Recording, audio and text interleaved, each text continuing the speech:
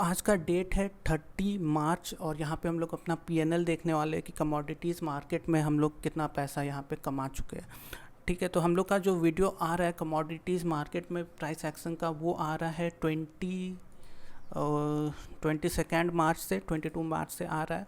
और उसके बाद सारा वीडियो पॉसिबल नहीं है यूट्यूब में डालना, क्योंकि कभी मैं सुबह में अपॉर्चुनिटी मिलता है, सुबह में ट्रेड लेता हूँ, कभी रात में लेता हूँ, तो सारा का वीडियो बना के डालना मेरे लिए अभी के लिए पॉसिबल नहीं है। तो कुछ वीडियो यहाँ पे बना के मैं डालता हूँ, और कहाँ पे लॉस हुआ है वो भी हम लोग देखने वाले हैं कि अपने पीएनएल में, क्योंकि पीएनएल में ओवरऑल डे का प्रॉफिट लॉस दिखाता है, तो यहाँ पे सारा चीज़ हम लोग को दिख जाएगा।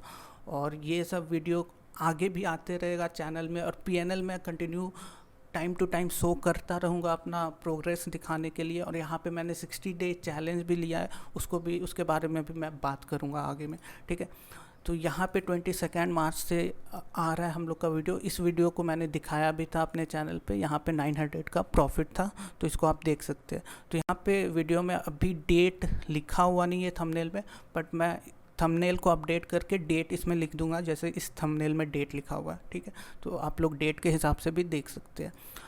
तो यहाँ पे हम लोग पीएनएल में देखेंगे, 23 को देख लेते हैं क्या हुआ था।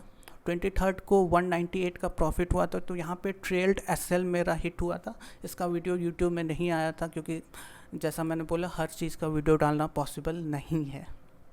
24 को मैंने ट्रेड नहीं लिया था, क्योंकि कोई सेटअप बना नहीं था। 25 को देख लेते हैं। 25 को मैंने एक वीडियो डाला था, और उसके बाद मैंने एक और ट्रेड लिया था, उसमें लॉस हो गया था। उसके बाद एक और ट्रेड लिया था, उसमें प्रॉफिट हुआ था। तो यहाँ पे इसीलिए हम लोग का चार्जेस यहाँ पे बहुत ज़्यादा लगा था, क्योंकि टोटल मैंने 3 ट्रेड लिया था। तो रियलाइज प्रॉफिट 923 का, लेकिन नेट कम हो गया चार्जेस के कारण 629 का। तो 26 को सैटरडे था, 27 को संडे था,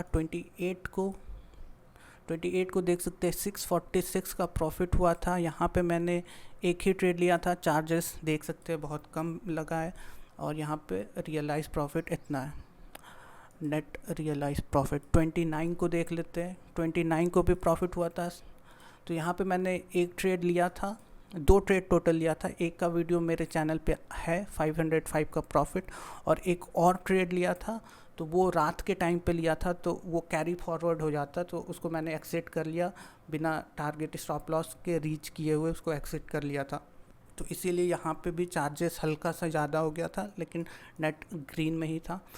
और आज 30 मार्च है, आज का सेटअप के बारे में भी मैं बात करूँगा। तो ये था मेरा पीएनएल। तो यहाँ पे हम लोग देख सकते हैं कि सारा डे, जब से मैंने यूट्यूब पे वीडियो डालना स्टार्ट किया है कमोडिटीज़ मार्केट के प्राइस एक्शन एनालिसिस के बारे में, तो उसके बाद सारा डे यहाँ पे ग्रीन निकला है। तो ये देख के एक्साइटेड नहीं हो जाना है कि ट्रेडिंग में कभी लॉस होता नहीं है। ट्रेडिंग में लॉस वाला दिन भी आता है, अगर वो आता है तो वो भी चीज़ यहाँ पे दिखाता मैं, या फ्यूचर में कभी आएगा तो वो आप लोग को दिख जाएगा कि लॉस हुआ है नहीं हुआ है। ठीक है, इस दिन लॉस हुआ था, तो ओवरऑल डे के एंड में प्रॉफिट हुआ, इसलिए ये ग्रीन हो गया है। तो बीच में लॉसेस होता है, लेकिन जो सबसे ज़्यादा मैटर कर रहा है कि एंड ऑफ द डे आपका क्या है, प्रॉफिट है या लॉस है, तो वो चीज़ यहाँ पे दिखाई दे रहा है। ठीक है, तो यहाँ पे सबसे इम्पॉर्टेंट चीज़ जो मैं बताने वाला, इस वीडियो का ये मकसद नहीं था कि पीएनएल दिखाना क्या प्रॉफिट हुआ है लॉस हुआ है, ये चीज़ दिखाना तो है ही, बट सबसे ज़्यादा इम्पॉर्टेंट चीज़ यहाँ पे है कि मुझे दिखाना है कि loss is also a part of game. Loss भी ट्रेडिंग का पार्ट है। तो यहाँ पे जो मैंने सेटअप है 24 को, यहाँ पे क्या लगता है आपको, मैंने मार्केट देखा नहीं होगा, मैंने स्टार्टिंग से लेके एंड तक मार्केट देखा है, 8, 9, 10 आवर्स मार्केट को देखा है, बट फिर भी मैंने ट्रेड नहीं लिया। तो इसका लॉजिक क्या है, क्योंकि यहाँ पे सेटअप बना ही नहीं है। तो जब भी आपका सेटअप नहीं बनता है, एंट्री क्राइटेरिया मीट नहीं होता है, तो आपको ट्रेड नहीं लेना है, चाहे आप कितना भी और स्पेंड कर चुके हैं मार्केट में। क्योंकि मार्केट में जो होता है, अगर आप कुछ भी ट्रेड नहीं लेते, नो ट्रेडिंग, वो बहुत ज़्यादा गुना पावरफुल है रॉन्ग ट्रेड में एंटर करने से। क्योंकि आपका यहाँ पे लॉस प्रॉफिट कुछ नहीं हो रहा है, लेकिन रॉन्ग ट्रेड में आप एंटर करेंगे तो वहाँ आपका लॉस हो जाएगा। तो which is better, obviously no trading is much better. तो यहाँ पे हमेशा आपको वेट करना होगा, आपका सेटअप बन रहा है उसी हिसाब से आपको ट्रेडिंग लेना है। ठीक है। तो जैसे लॉसेस भी आएगा आगे, वो चीज़ आप लोग को दिख जाएगा मेरे वीडियो में। तो अगर लॉस का वीडियो आता नहीं है, लेकिन वो पीएनएल में दिख जाएगा आप लोग को अगर लॉस होता है तो, क्योंकि पीएनएल में आपको टाइम टू टाइम दिखाते रहूँगा। तो यहाँ पे सबसे इम्पॉर्टेंट चीज़ है, मैंने 60 डे चैलेंज भी एक्टिवेट कर लिया है, तो उसके बारे में भी आपको अपडेट मिलते रहेगा कि क्या प्रोग्रेस चल रहा है मेरा। तो इसको एक्टिवेट किया था मैंने 25 मार्च को, और ये एंड होने वाला है 21 जून को एंड होने वाला है। तो यहाँ पे प्रॉफिट हम लोग देख सकते हैं 1600 का भी कुछ प्रॉफिट चल रहा है। तो इसके बारे में अभी आपको अपडेट मिलते रहेगा मेरे वीडियो के थ्रू। जो चीज़ है वो हम लोग को देखना है कि ट्रेडिंग में एक भी दिन लॉस नहीं हुआ। अगर लॉस होता तो क्या वो मैं छुपा लेता? ऑब्वियसली कभी नहीं छुपाता, क्योंकि loss is also a part of game. और जब भी लॉस आप करेंगे, बस मेक श्योर करना कि लॉस आपका प्रॉफिट से कम है। जितना आप इतना दिन में कमाए हैं, वो सारा को एक लॉस में मत गवा देना। तो लॉसेस हमेशा कम होना चाहिए प्रॉफिट का। और ट्रेडिंग में तीन चीज़ आपको, दो चीज़ हमेशा याद रखना है, ओके। दो चीज़ सबसे ज़्यादा इम्पॉर्टेंट है कि trading is a game of risk या लॉस मैनेजमेंट, कि आप अपने लॉस को कैसे मैनेज कर पा रहे हैं। मैं कभी नहीं बोलता हूँ कि trading is a game of earning profit. ये बहुत गंदा लाइन है, और ये सही भी नहीं कि अगर आप पैसा बनाने बस ट्रेडिंग में आए, पैसा अर्न करने इस माइंडसेट से आए, तो आप कभी ट्रेडिंग कर नहीं सकते। आपका at the end of the day loss ही होगा।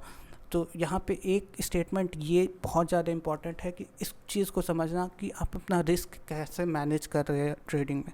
और जो सेकेंड सबसे ज़्यादा इम्पॉर्टेंट चीज़ है, वो चीज़ हम लोग को समझना है कि trading is a game of probability.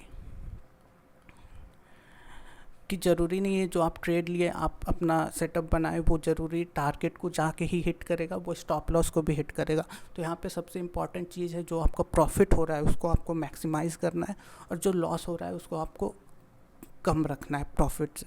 तो ये दो चीज़ आप अगर समझ लिए तो आप प्रॉफिट कर सकते हैं लॉन्ग टर्म में। ज़्यादा दिन आपको अगर ट्रेडिंग में टिकना है तो ये चीज़ को आपको समझ लेना होगा, क्योंकि ये सारा गेम है साइकोलॉजी का, ओके।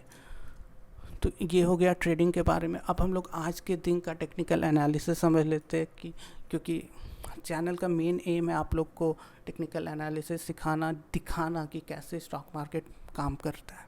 तो एक्चुअली ये कमोडिटीज़ मार्केट तो आज का जो मेरा सेटअप रहेगा, अभी तक कोई ट्रेड सेटअप बना नहीं है, लेकिन मेरा लॉजिक क्या है कि ये हायर टाइम फ्रेम में हम लोग देख सकते हैं, ये एक सपोर्ट एरिया यहाँ से सपोर्ट लेके ऊपर आ रहा है। तो लॉजिक क्या है, यहाँ पे मार्केट अप ट्रेंड हो सकता है, क्योंकि इसका नेक्स्ट रेजिस्टेंस लेवल ये है। तो मार्केट में मेरे व्यू में अप ट्रेंड है। तो यहाँ पे क्या हो सकता है, हम लोग डायरेक्ट यहाँ पे ब्रेकआउट पे तो जंप नहीं करेंगे, हम लोग पुल बैक का वेट करते हैं। तो मेरे हिसाब से जो सेटअप बनता है, अगर मार्केट थोड़ा सा ऊपर आता है, ठीक है, उसके बाद जब मार्केट नीचे आता है इस लेवल तक, ये लेवल इम्पॉर्टेंट क्यों है, क्योंकि अगर हम लोग देख सकते हैं ये एक सपोर्ट एरिया है, ये एक डिमांड जोन है, ओके। तो डिमांड जोन के पास आता है, और हम लोग यहाँ पे इस लेवल से मान लेते घूमता है, और यहाँ पे डिमांड जोन आता है। तो यहाँ पे अगर फीबो का लेवल भी कुछ आता है, तो यहाँ पे दो कन्फर्मेशन हम लोग का हो सकता है कि फीबो का लेवल है, डिमांड जोन है, और हायर टाइम फ्रेम में ये अप ट्रेंड इसका सेंटीमेंट है। तो उस केस में हम लोग यहाँ पे बाय करेंगे। स्टॉप लॉस हम लोग रखेंगे 61.8 के नीचे थोड़ा सा, और टारगेट 1:1.65 के आसपास कुछ टारगेट रहेगा। तो अभी प्राइस का मूवमेंट हुआ नहीं है, लेकिन मेरा एंट्री क्राइटेरिया ये है। तो अगर प्राइस यहाँ पे नहीं आता है, प्राइस कुछ ऐसे करके ऐसे चल जाता है, तो मैं यहाँ ट्रेड नहीं लेने वाला हूँ, ट्रेड बनेगा ही नहीं। लोग गलती क्या करते हैं कि मार्केट को देखते रहते हैं, ट्रेड कुछ भी ले लेते हैं, लेकिन जब तक आपका सेटअप मीट नहीं कर रहा है, आपको ट्रेड नहीं लेना है, ठीक है। तो मेरा ये क्राइटेरिया है। अगर मार्केट ये नहीं करता है तो मैं कोई और सेटअप को खोजूँगा, लेकिन उसमें भी क्राइटेरिया रहेगा एंट्री करने का, ये नहीं कि डायरेक्ट जंप कर जाऊँ। तो ऐसे होता है एनालिसिस। तो देखते हैं, अगर यहाँ पे आता है तो इसका भी अपडेट आपको चैनल में मिल जाएगा कि मैंने ट्रेड लिया है नहीं लिया है, और पीएनएल तो आते रहेगा मेरे चैनल पे, तो इसको आप देख सकते हैं। तो ऐसे एनालिसिस को देखते रहने के लिए चैनल को कर लेना सब्सक्राइब, वीडियो को कर लेना लाइक। फिर मिलते हैं अपने नेक्स्ट वीडियो में, तब तक के लिए बाय, टेक केयर।